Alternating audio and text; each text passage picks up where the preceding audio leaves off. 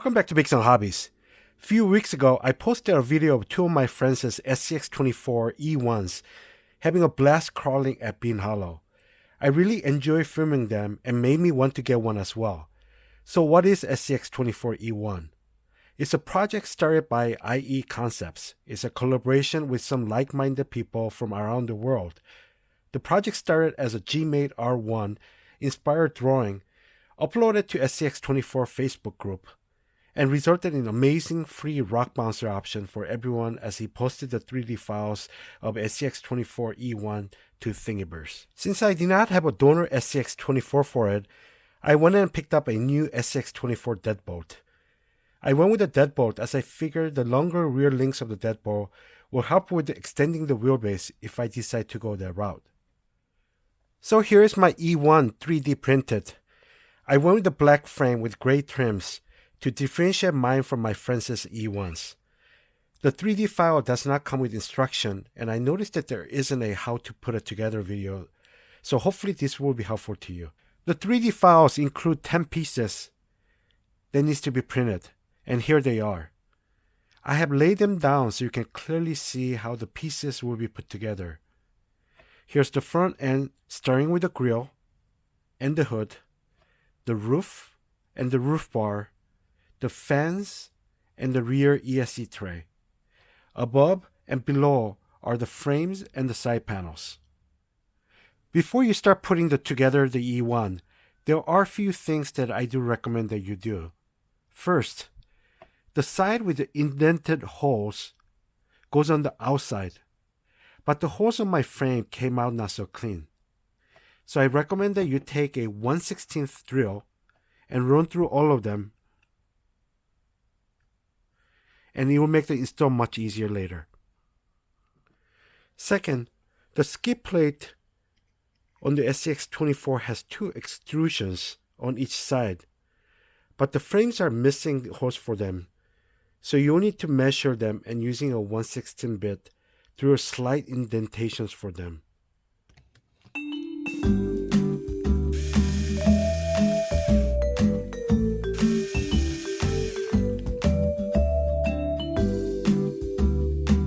Here are two holes that I drilled for the indentations.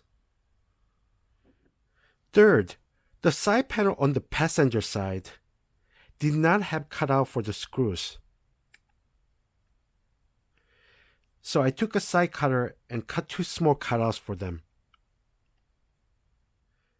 Here's the donor deadbolt out of the box. I'm going to take a quick baseline measure of the STERS. It weighs 227.6 grams with a 53% front and 47% weight distribution. Next step is to disassemble the donor rig to get ready to be reassembled using the E1. You want to remove the body first.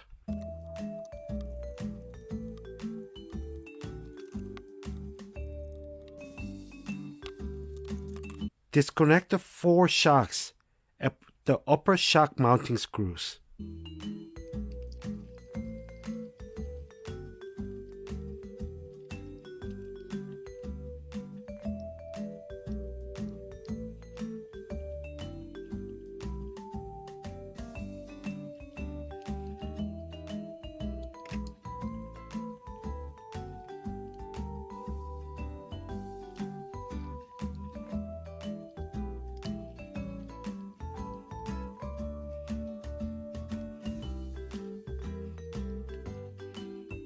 Make sure to disconnect the battery if it's plugged in.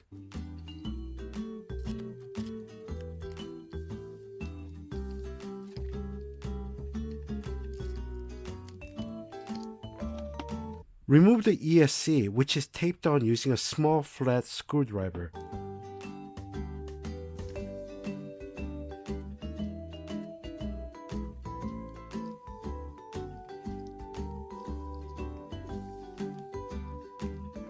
Disconnect the motor.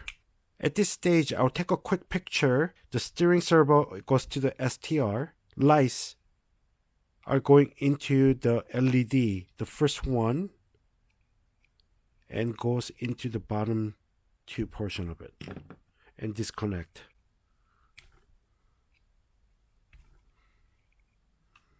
Now remove the screws holding the chassis and the skid plate. There are 4 screws on each side for a total of 8.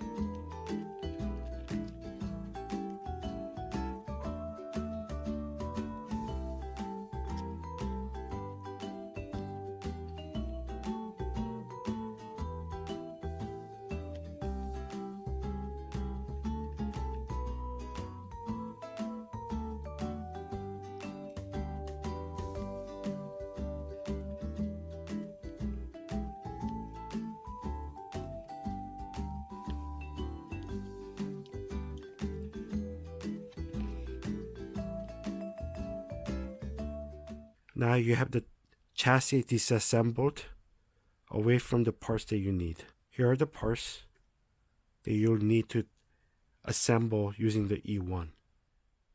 Next step is the reassembly using the E1 rock bouncer. The reassembly took quite a bit of trial and error, especially since I decided at midpoint to extend the front wheelbase and convert to a four-link setup. I also decided to use the AGFRC servo, which is basically Reef's Micro 99 without the name, and it costs less. It is much longer than the stock servo and even the Emax servo, and I didn't like the way it was sitting in relationship to the front end. I first tried using the C10 front links, but even that had clearance issues, so I ended up using the C10 rear links, which meant that I could no longer use the upper third link as it is way too short.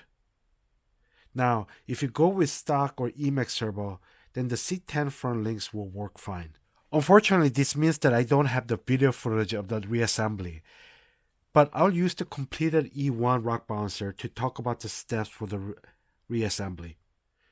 Step 1. Install the frame on both sides using 2 5mm screws on each side that goes into the skid. This provides structural rigidity to start putting together the E1. Step 2. Install the rear upper links using the longer 10mm screws. Step 3. Install the ESC tray to the back using the M2 screws. Note, although M1.4 screws were suggested, it was too thin, so I ended up going with M2 screws. Step 4. Install the ESC and the receiver to the ESC tray using 2-sided tape. Few things that I do want to point out here. Number 1, I mounted the ESC with the ports facing forward towards the front. Since the ESC is now in the rear, the battery wire is going to be too short. Plus, the fan cover will make it much challenging to plug and unplug the battery wire. So I made an adapter using the JST male and female plugs. You can see how this is done on my All About Battery video, so I'll post the link at the top right corner. Step 5. Install the rear shocks using one of the holes on the frame. Since I'm using the stock shocks, which has been modified with preload using O-ring and added dampening using the thick grease, I ended up using the top hole close to the back. This completes the rear end installation. Step 6. Attach the side panels by inserting into the slots.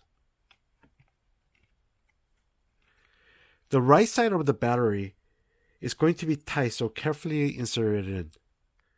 Step 7. Install the front grills / the battery tray using M2 screws. Make sure to align the cover in between and it's not too over tight. Step 8. Make sure that all the cables are laid out accordingly. We're now going to install the ceiling using 4 M2 screws. Make sure to not over tighten since all the pieces are plastic. Just need them to be firmly installed. Step 9. Install the rear fan piece using 4 M2 screws. Once again, be careful to not over tighten them. It does add rigidity and looks cool, but makes it difficult to access, so I'm not 100% sure on this one. Step 10. Install the front end by attaching the front upper link, and then install the front shocks. Once again, I used the upper hole closest to the front. One thing of note, I used smaller M1.4 screws for the bottom, otherwise the bigger M2 screw will bind the shock. Also, I ended up not using frame spacer as it made installation of the ESC quite difficult. The frame spacer is supposed to go here, but conflicts with the ESC placement. And I don't think there's a specific order that must be followed, but the above 10 steps worked well for me, and it should at least give a good guide on the installation of the E1 rock bouncer. In one of my future videos, I'll cover the build details and my setup more in depth. Hope you found the information useful. Please like and subscribe and make sure to hit the notification bell for future videos. Thanks for watching Big Hobbies.